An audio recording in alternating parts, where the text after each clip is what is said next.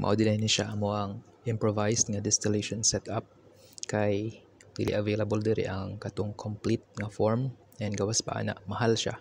Pero ma-afford man sa mga eskwelahan, pero ang diferensya kay ang supplier ambot nganong dili ko nila baligyan bitaw, dili singon nga ako di ko kasabot nganong wala siya sa ilang catalog.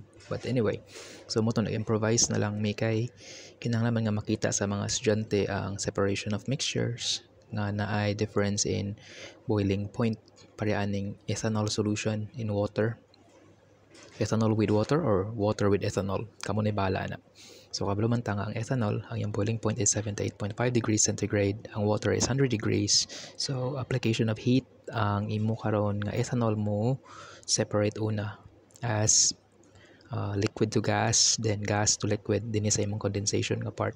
So ang among condenser mo to siya ang gibutangan na mog ice ang beaker.